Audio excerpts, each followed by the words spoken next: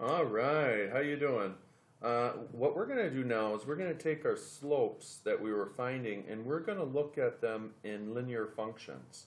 So anytime you see this y equals mx plus b, this form, this is going to be functions for our lines. This is going to be the equation that represents our line. So our slope is still our m. The slope is always going to be in front of x for our slope-intercept form.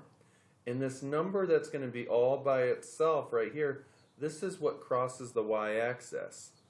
So m, the number in front of x, that's going to be our rise over run, our slope. And the b, or this number by itself after the mx, this is going to be where it crosses our y-axis right here. All right? So if you look right here, I have 2, which is my slope, and I have 3, which is where it crosses the y-axis at positive 3. I have 2, that's my slope, and I have this 1 where it's going to cross the y-axis. On number 3, I got this 2, that's my slope, and this negative 2 where it crosses the y-axis. I got my 2 in front of x, that's my slope, rise over run. And we can always put a 1 under there, right, to help us rise up 2.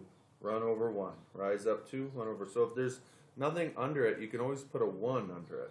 Always put a 1 to help you with your running. All right? So there's a couple ways we can get our lines going and we can figure out which line it's going to be. It's by finding the points or using the intercept. All right? So if I look right here, I got my input and my answer or output. All right? If I put in negative 2, 2 times negative 2 for x is negative 4. Plus 3, I got negative 1. Alright, so there's my input, my output. If I put my negative 1 in there, 2 times negative 1, right, 2 times negative 1 is negative 2, plus 3, that's a positive 1. If I put 0 in for x, if I substitute 0 in for x, 2 times 0 is 0 plus 3 is my 3. If I put 1 in, 2 times 1 is 2 plus 3, there's my 5. Alright, so here's different points or ordered pairs, right? I'm going to put parentheses around it, different points for a line. That's one way you can find a line on a graph. Is finding the input-output. Make a set of points. Let's try that again. So again, this is my input, right? So we'll start one at a time.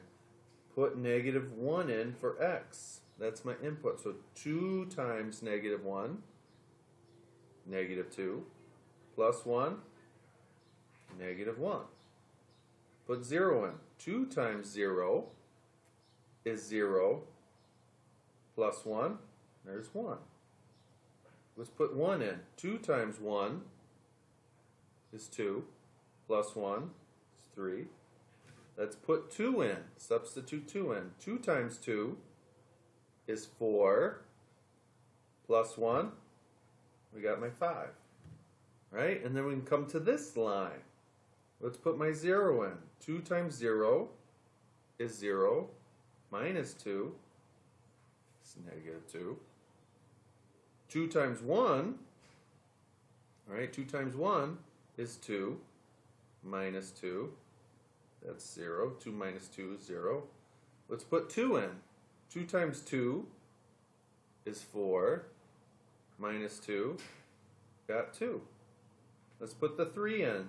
2 times 3 is 6, minus 2, there I got my 4. Alright, and then let's put this last one in. 1 in for x. So 2 times 1 is 2, minus 4, negative 2. Let's substitute 2 in. 2 times 2 is 4. 4 minus 4 is 0. Let's put 3 in. 2 times 3, 6. 6 minus 4 is 2. Let's put the 4 in now. Input the 4. For x, we're substituting the 4 in for x.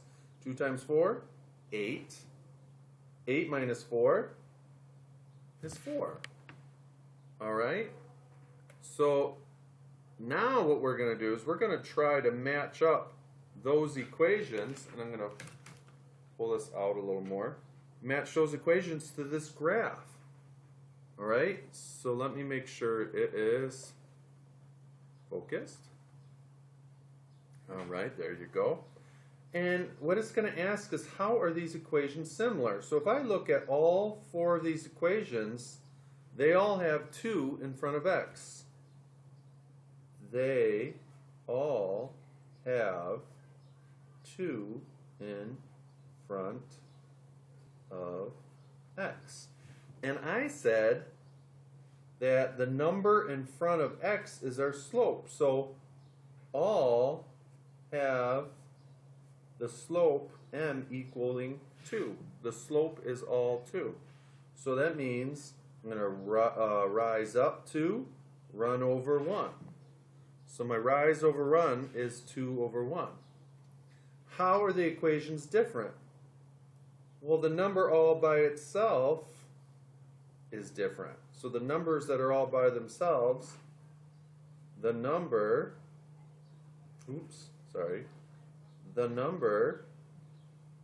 all by itself is different. So our b, all right, or our y-intercept is different. All right? So what I want us to do is try to match up the line to the equation. So what we're going to use, we know the slopes are all the same because look at the rise over run. They're all parallel to each other. So the slopes are all the same. So what we can use is this b. All right? So which one of those lines crosses our y-axis at 3? So let's see, starting at 0, 0, 1, 2, 3, this one. All right? This one crosses at 3. What I can do is look at the next line. Which line crosses at positive 1? All right? So if I look right here, this line does. This line crosses the y-axis at 1. I can look at this next one and say, which of these lines crosses at negative 2? And if I look right here, this line does. Right there. That line is crossing at negative 2. All right? And then the last one, which line crosses at negative 4? And if I look right here, 1, 2, 3, 4 down, this line's crossing the y-axis at negative 4. All right? Now it says, use the graph to determine the slope rise over run of each. Well, we already talked about it in the notes. The number in front of x, the number in front of x is 2. So we're rising up 2, and I can put a 1 under that. I can put a 1 under that to show that it's running over 1. So 2 is the same thing as 2 over 1. Just the 1 underneath the 2 just helps me with the rise over run. So 2 divided by 1 is still 2, right? So my slope is 2, but the rise over run, I can put a 1 under it to help me with go up 2 over 1, up 2 over 1, up 2 over 1. All right, so my rise over run is 2 over 1. So the lines are similar because they're parallel. All right, my lines are all parallel. The slope is all 2 over 1 for all of them. For all of the lines. Okay, and then how are the lines different? They all cross the y-axis at different spots. Okay? They all cross the y-axis at different spots. So all the slope is 2 over 1, 2, up 2 over 1, up 2 over 1, up 2 for all 4 lines. But if you notice, all 4 lines have a different b, or that number that was all by itself. They all cross the y-axis at a different point. All right?